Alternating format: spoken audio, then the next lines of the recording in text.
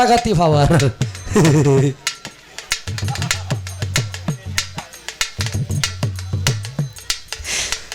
এটা বসন্ত মন্তই ওই যে কইছে নারীর যৌবনের কালে মুখে মধুর হাসি পরে তো বাচ্চা কাচ্চা এই সেই এগুলা এই ব্যস্ত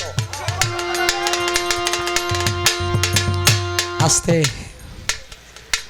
খুব চমৎকার গান করলেন তো গানের মধ্যে যে আয়া আপনার মন বাড়িতে এইটা আমি মাত্র একটা কথায় প্রমাণ পেলাম কি সে বলছে নয়ন শেখ যেই নারীকে দারোয়ান কইছে এই নারীর গর্ভে যদি নয়ন শেখ জন্ম না নিত আজকাল নাচ্চা গান গাইতো না এই কথা রিপিট করতে গিয়ে আমি কইছি যে নয়ন শেখ রে নারী একলা জন্ম দেয় নাই এনে আরো কিছু আছে পুরুষে গর্ব না হইলে নারী গর্ব হয় না কিন্তু বেকল বেডি না খাজা বাবার লগে মিলাইছে এই কথা তার সিরা খাজা বাবার আমি চিনি না খাজা বাবার নাম লয়া আগে সুমা খাইতো এটা আমি জানি না আমি কি বিধর্মী হ্যাঁ আমার পয়েন্ট রক্ষার জন্য খাজা বাবার আমি কটু কথা বলবো খাজা বাবার নামের অসম্মান করব এই ধর্ম আমি কখনো পালন করি নাই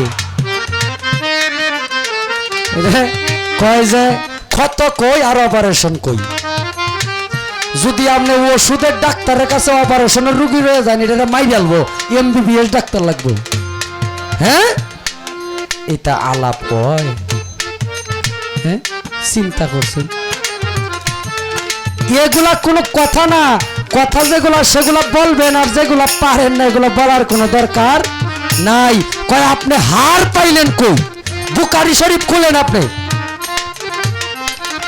আবু হুরায়রা রাদিয়াল্লাহু তাআলা আনহু থেকে বর্ণিত হুজুর পাক সাল্লাল্লাহু আলাইহি সাল্লাম বলছে নারীদেরকে তোমরা সোজা করতে যাও না তারা বাম পাজরের হাড়ের বেকা হাড়ের মতো কয় কুরআন বিশ্বাস করেন আপনারা কয় কোন কই কি কই হ্যাঁ ডাহাইতের গাড়ে নাও লাগাইছুন হিসাব কইরা ডাহাইতের গাড়ে নাও লাগাইয়া বেটাগিরি সব লুট করে রাখতে দেব আস্তে কয় খালা তো বোন বিয়া করছে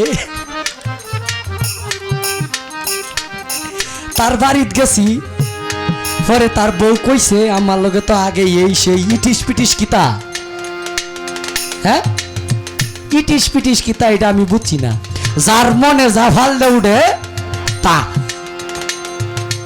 হ্যাঁ আমনে যদি আমারে কই নেই যে ফিস সাহেবের দায়িত্বটা আমি বুঝতাম আমার পক্ষে সম্ভব না কারণ আমি ফিস সাহেব না আমারে যদি কোন যে বাউলের কিছু কোন আমি বাউলের আলাপ সারা রাত করবো কিন্তু ফিস সাহেবের আলাপ একজন চেয়ারম্যানের দায়িত্ব কি এটা আমি কইতারতাম না কারণ আমি চেয়ারম্যান না আমি চেয়ারম্যানই বুঝি না যার মনে তার হাল দৌড়ে যা কয় খালার তো বোন বিয়া করছে আমি তার বাইক গেছি হ্যাঁ রে আমার বাইক নিতাম কে আরেক বেটার বেডি কয় খুদ আর বাপ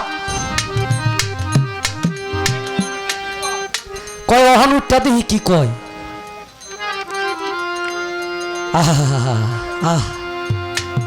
খুদার বাপ হইলেও তো এটা বেড়া মানুষ ওই হ্যাঁ আপনার বেডির বলতে কি আছে কিছু নাই কিছু নাই এটারে খালি দেহনে লেগে মানুষ আনে এটারে তো ফিরালি চলে না এটারে দিয়ে কিচ্ছু চলে না কিছু চলে না এটারে দেয়া সাধক কইছে সাধক বলছে নারী হয় হাতের করি বিনিময়ে বিক্রি হয় গাউস কুতুব পিরাউলিয়া ইবাদত করে না নারী লইয়া ভেবে দেখলেন মকবুল মিয়া এই কথা দলিলে এই নারীর স্বামী পড়লে ব্যাধির হালে নারীর পূর্ণ যৌবন ঠিক থাকিলে ভিন্ন পুরুষ কাছে এলে চকি সারায় কথা কয় নারী যেমন হাতের কবি বিনিময়ে বিক্রি হয় আমনে আমার ভারের সঙ্গী আমনে আমার জামাই আপনার জামাইয়ের ভারের সঙ্গী আমনে আপনার জামাই আজকা যাক আল্লাহ না করুক কাল খাই কইবা রাখলাম, আর কিছু কইতাম না, দয়া মুচা শেষ করে দিলাম, আর কিছু কইব না। তবে এই কথাটা আপনি উড্ডু করবেন, আমি খাজা বাবার নামের আপনার গানের মধ্যে কিছু কইনি, আমি আপনার গানের উপরে আমি কোনো কিছু বলি নাই। একটা কথা বলছি যে আপনি যে আমার গানটাকে জীবনী বলে স্বীকার করলেন না, আমি এই যে 3 মাইল লম্বা জীবনী গান আমি করি না। আমি যেটা করছি এটার মধ্যে জীবনী, খাজা বাবার বড় পীরের মায়ের গর্ভে হাঁটার ফেরা মুখস্থ করছে, মক্তবে গেছে। এটা যদি জীবনী না হয় তাহলে জীবনী কোনটা আমি বুঝি না। তাইলে আমার কাছে জীবনী নাই, আপনার কাছে আছে। কিন্তু খাজা বাবার গান, খাজা বাবা মায়ের গর্ভে থেকে এই কেরামতি দেখাইছে, এটা আমি সম্মান করি, এটা আমি অস্বীকার তো যাওয়ার কিছু না। খাজা বাবার লগে আপনার তুলনা, আমার তুলনা, তারা তো হইল প্রেরিত, তারা জন্মগত না। আমি হইলাম জন্মগত, আমি রজে বীজে জন্ম নিয়েছি। আল্লাহ বলছে পবিত্র কোরআনে, আমি মানুষ সৃষ্টি করেছি নুতফা তথা জমাট রক্ত থেকে। এটা মিলনের সময় জ্বরে বুকের পাঁজর থেকে, মেরুদণ্ডের হাড় থেকে। এটা পবিত্র কোরআন। হাড়, রগ, মণি, মগজ, গুস্ত, পুস্ত, লোহলম, হ্যাঁ, এই 8 হইল মায়ের, আল্লাহর হইল 10 ইন্দ্রিয় শক্তি। এগুলা মালিক আমাকে মায়ের গর্ভে বাবার রজ বীজে, বাবার বীজে মায়ের রজে আমি সৃষ্টি হয়েছি। কিন্তু খাজা বাবার সাথে তো আপনি আজাইরা কাজে লাগাই দিছেন, মানে এক কানের আগুন দিয়ে আর এক কানে লাগাই দিছে। ব্যাককল ব্যাককল, নতুন গান শিখতেছে, নতুন। রাখ, এটা গান গাইছি, রাখ।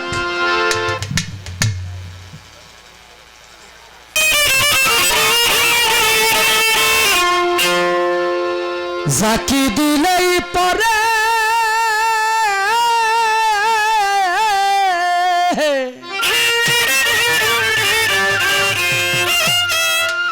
বগালে একটু বেস করেন, বেস মোটা করেন। প্রেম করছিলেন ওয়াস করুনি,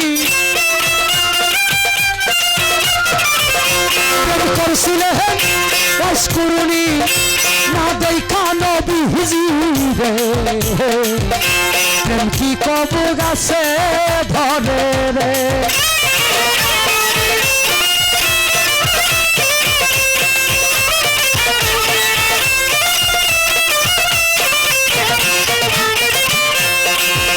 আমার দয়াল নবী বিদায়ের কালে আসাব গন্ডা কিয়া বলছিলেন, আমার বিদায়ের পরে তোমরা জামা জুরাটা নিয়া গো।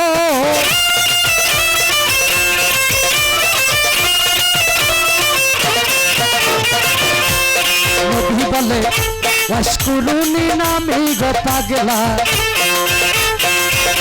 তোমরা রে জানা জামা জুরাটা তারে দিবা লাগে, জামা জুরাটা তারে দিবা লাগে। আল্লাহর দুহায় রে, প্রেম কি কব গাছে ধরে রে।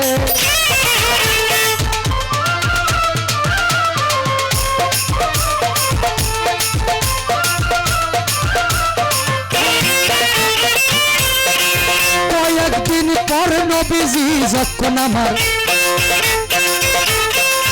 উঠাত কহরিল, কাফন কইরা গো আলি মনেতে ভাবিল গো।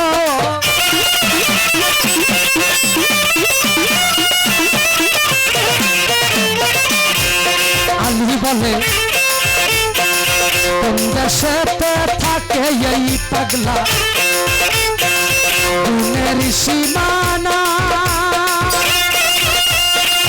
আমি পাইলাম না জামা জুরা, আমি পাইলাম না জামা জুরা হইয়া নবীর জিয়ার জামাই রে। প্রেম কি কব গাছে ধরে রে,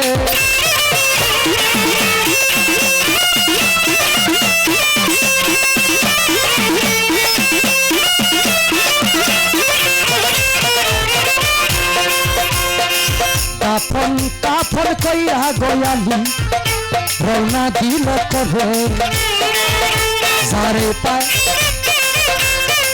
তারে জিগায় তোমরা চিননি পাগে লারে গো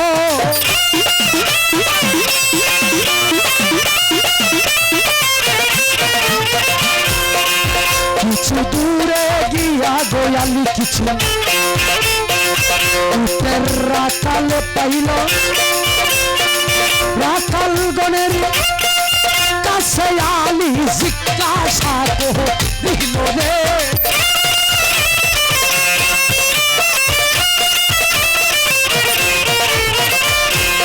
আলি বলে বাসকুরুনি নামে গো পাগলা তোমরা রে জাহানা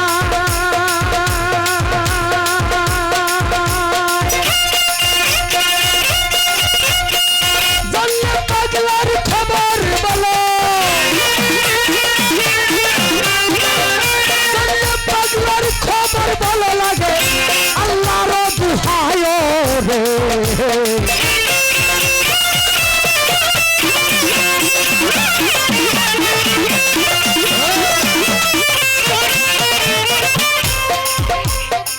উটের রাখাল কয় ওয়াইস কুরুনি নামটা আমরা জীবনেও শুনছি না হ্যাঁ তবে ওয়াজ্জা নামে পাগলা থাকে একটা পাহাড়ে ঠিকানা গো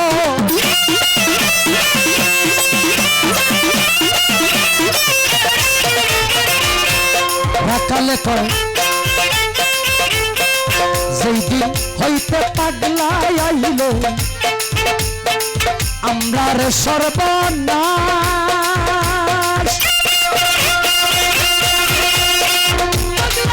দেখিয়া রে আমরা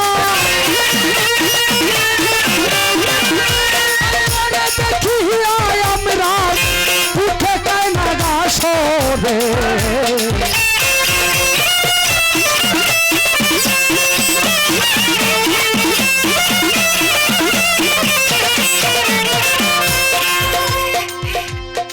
হযরত আলী রওনা গো দিল সেই পাহাড় ধরিয়া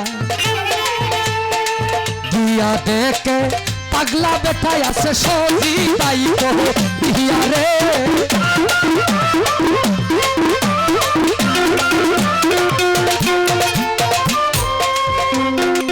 আসসালামু আলাইকুম কইয়া আলী যখনই দাঁড়াইল ওয়ালাইকুম আসসালাম কইয়া পাগলা মাথাটা বাসাইল রে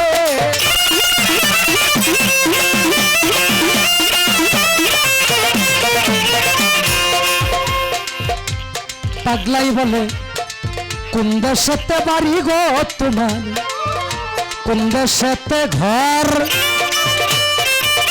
তাড়াতাড়ি জানলেই গো বলো আমার নবীজির খবর গো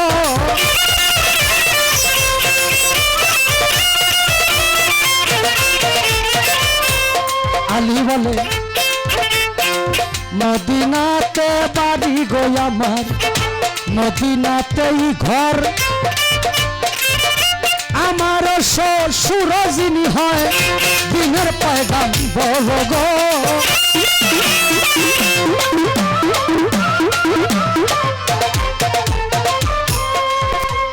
পাগলাই বলে কেমন আছেন গো আমার মায়ার নবী আমায় যাও বলিয়া আমি পুরা বুকটা শীতল করি তোমার মুখে শুনিয়া রে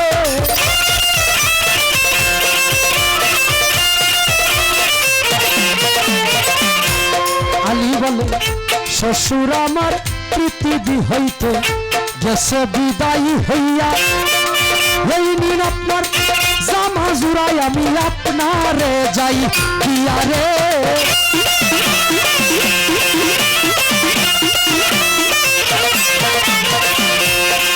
নবীজি বিদায়ের কথা শুনা পাগলা উচ্চাদর মারিল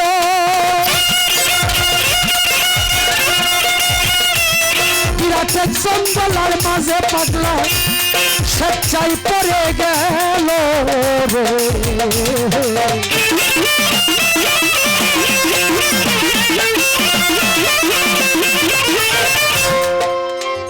বিরাট এক জঙ্গলায় পাগলা সজিদাই পড়িয়া বলে আরশটা টান দিয়া যাইব আল্লাহ আমি জমিনে নামাইয়া গো।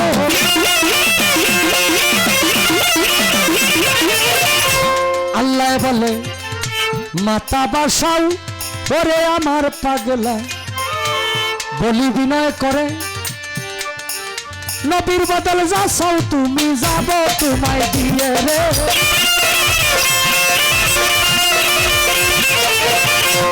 পাগলায় বলে তা হইলে মাপ কইরা দেন আল্লাহ আমার নবীর উম্মতের গুনাহ 16 আনা। আল্লাহ বলে মাপ করলাম যাও গুনাহ ছাড়িয়া না।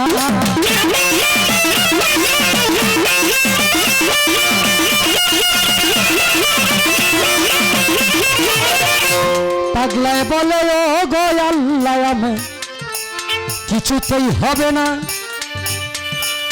মাপ করিতে হবে তোমার গুনাহ 16 আনা।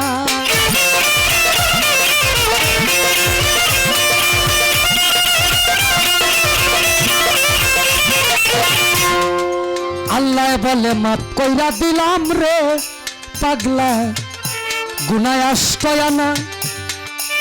পাগলাই বলে ও গো আল্লাহ মাথা বাসাইতাম না।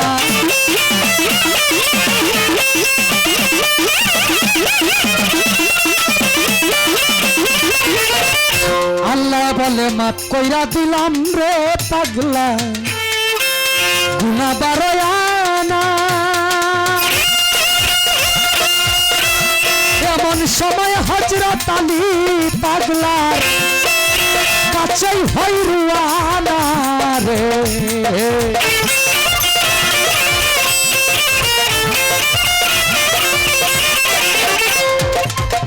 বারো আনা তথা 14 আনা গুনাহ যখন ওয়াইস আল করুনি পাগলা আমার নবীর উম্মতের মাপ করায়া লইল। এমন সময় হযরত আলী পাগলার কাছে উপস্থিত হইল। আলী বলে এই নিন আপনার জামা জোড়াটাই আমি আপনারে যাই কইয়া আমার দয়াল নবীর হুকুমে এই জামা জোড়ায় আপনায় দিয়া আমি আলী আমার দেশে যাই চলিয়া। পাগলায় বলে কি সর্বনাশ করলা রে আলী,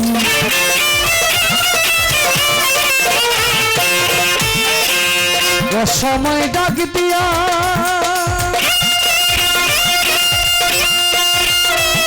একটু পরে ডাক দিলে লইতামি 16 আনা গুনাহ মাপ করাইয়া রে।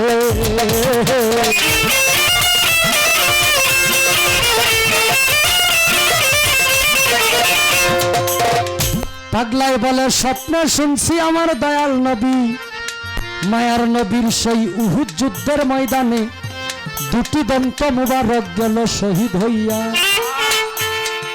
কোন দন্তটা শহীদ হইল গয়ালি আমি সন্দেহ করিয়া, একটি একটি করে 32টি দন্ত আলী আমি আমার দিয়াছি ফালাইয়া। আমি নবীর পাগল দাবি করি কেমনে, মুখে দন্ত লইয়া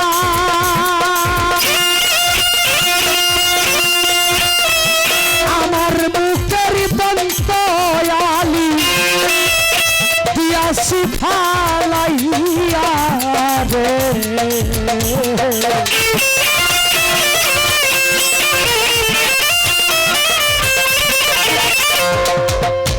পাগল পাগল সবাই দাবি করি এই দুনিয়ায় পাগল আছি অনেকজন, টাকার পাগল, ধনের পাগল, গাড়ির পাগল, বাড়ির পাগল, ক্ষমতার পাগল।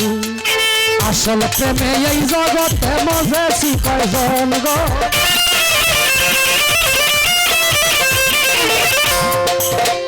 আসল পাগল যার যার ঘরের কোণে, আল্লাহ বলছে আমি তোমার শাহরগের চাইতে অতি নিকটে, তুমি কি আমাকে দেখো না? যেই ব্যক্তি নিজের নিজে চিনতে পারলো তার আর আল্লাহ চিনা বাকি রইল না। দলিল প্রমাণ করে যেই ব্যক্তি এই পৃথিবীতে মাওলাকে না দেখে মৃত্যুবরণ করিল, কাল হাসরের দিন সে অন্ধ অবস্থায় হাসরের মাঠে উঠবে। আল্লাহর দেখা সেই ব্যক্তি জাহান্নামী হইলেও পাইব না, জান্নাতি হইলেও পাইব না। তাই দলিল বলে এই দুনিয়াতে মাওলার দেখা নিতে হবে, মাওলার দিদার লাভ করতে হবে। এটা সরাসরি সম্ভব না, একজন কামেল মুর্শিদের মাধ্যমে মাওলার দিদার নিতে হবে।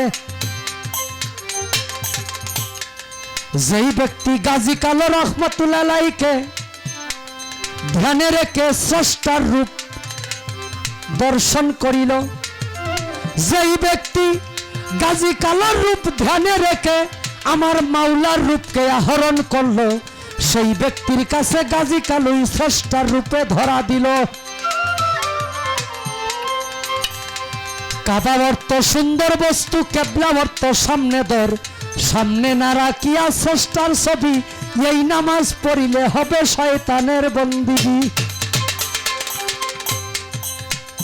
যার যার পীর মুর্শিদের কাছে আত্মসমর্পণ করিলাম, যার যার মুর্শিদের কাছে আত্মসমর্পণ করিয়া মুর্শিদের হুকুম না মানলে সেই মুরিদ শয়তানের অন্তর্ভুক্ত হয়ে যাবে। মুরিদ মানে মরা লাশ, গোসল দেওয়া গুরুর কাজ, লাগিয়ে জ্ঞানাতর সুবাস কুলে দেয় শিশুর অন্তর। মুরিদ যে ব্যক্তি হয়ে গেল সে চোখ দিয়া খারাপ দেখতে পারবে না, মুখ দিয়া খারাপ বলতে পারবে না, কান দিয়া খারাপ শুনতে পারবে না, হাত দিয়া খারাপ ধরতে পারবে না, পা দিয়া খারাপ রাস্তায় যেতে পারবে না। তাহলে তার পীরের কাছে ওয়াদা ভঙ্গ হয়ে গেল, আর ওয়াদা ভঙ্গকারী মুনাফিকে পরিণত। দলিল প্রমাণ করে কাফেরের মুনাফিকের চাইতে কাফের ভালো, কারণ কাফের সংশোধন হওয়ার সম্ভাবনা থাকে, মুনাফিক কখনো সংশোধন হয় না। মুনাফিক যে অন্তরে এক, মুখে আরেক। আমরা যেন সবাই মুনাফিকের কাছ থেকে বাঁচতে পারি। যেই ব্যক্তি অন্তরে বিশ্বাস করে মুখে বলে, আর যেই ব্যক্তি মুখে বলে অন্তরে বিশ্বাস করে না, এই ব্যক্তি হইল মুনাফিক। আর যে অন্তর মুখ এক, সেই ব্যক্তি একজন প্রকৃত মুমিন মুসলমান। আমার আল্লাহ বলে, হে মুমিনগণ, হে আমানুগণ, তোমরা প্রকৃত মুসলমান না হইয়া সাবধান সাবধান সাবধান, কবরে পদার্পণ করিও না। মুসলমানই হইল ইমান, মুমিন হইল ইমান। বিশ্বাস যিনি স্থাপন করলো সেই ইমানদার।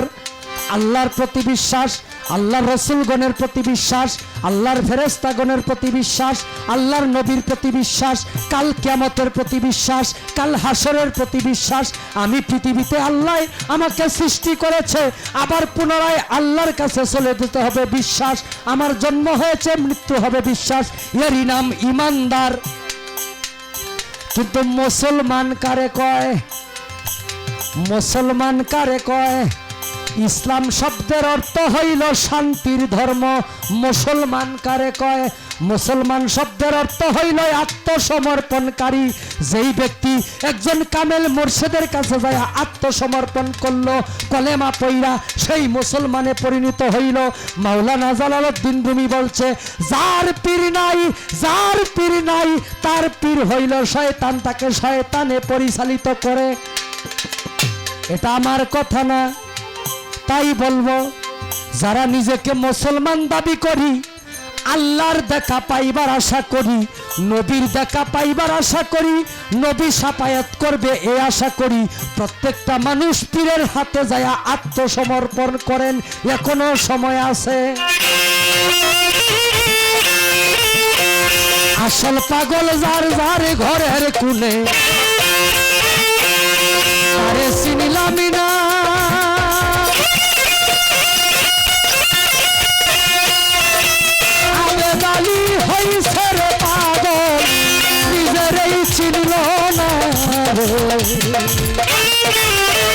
প্রেম কি কবে গাছে ভরে রে ফাঁকি দিলে হই পরে প্রেম করেছিলেন ওয়াইস আল কুরনি জগতের লোকে জানে রে প্রেম কি কখনো গাছে ধরে রে